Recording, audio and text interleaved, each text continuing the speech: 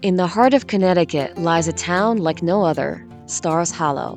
On the surface, Stars Hollow is a beacon of small town charm. All the residents are warm, friendly, and a little bit odd. I think it's time to uncover the truth about the residents of this town.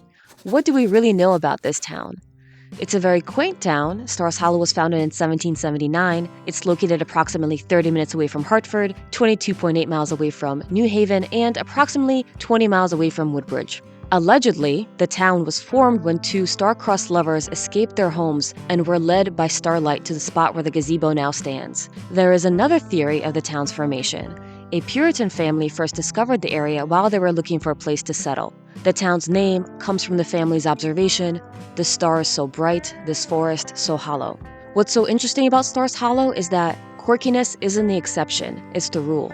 Suki St. James is incredibly klutzy, she's very accident prone, she sets so many fires, I wonder if she's an arsonist. Jackson sleeps with his vegetables. Taylor Dozy is obsessed with enforcing town ordinances, he rules like a tyrant. Miss Patty hits on almost every man that walks by. Babette is overly caring and way too invested in the lives of her neighbors. Luke is overly grumpy. Mrs. Kim is way too strict and weirdly mean to her customers. Lorelai is a fast-talking coffee fiend who likes to get very silly. Andrew is a little weird with women. Gypsy is a very no-nonsense mechanic. And then there's Kirk. There are a few other notable residents, such as Bootsy, and I'm sure he has his own little quirks that we would see if we saw more of him. The other town residents, what little we see of them, display almost unusual codependent qualities. The town seems like it exists in its own bubble where the residents watch each other like the Truman Show. Notice how the whole town starts stalking Lorelai as Miss Patty is telling everyone about her engagement to Max. They are staring at her through the window like she's a bizarre performance artist. And look at how the whole town stares at Luke when he's talking to his daughter. What are they doing?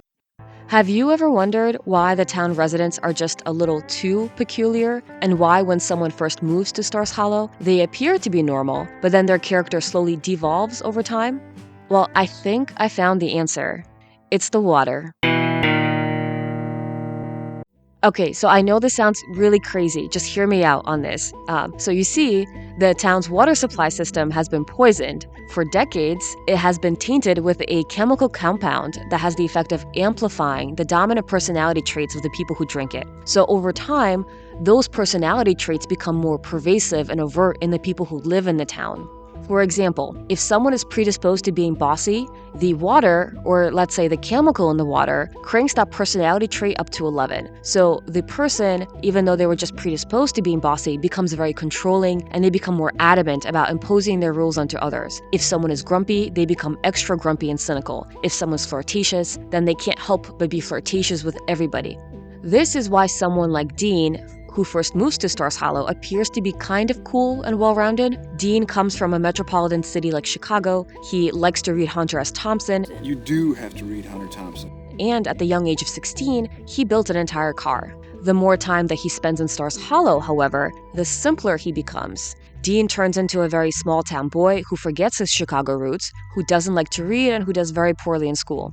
Dean also becomes very controlling as time progresses. You were busy today, I told so you. we made plans for tonight. Yes, but... And now you're blowing me off again. And here's what I think is happening. As the effect of the water is relatively slow, his personality changes seem barely noticeable even to him.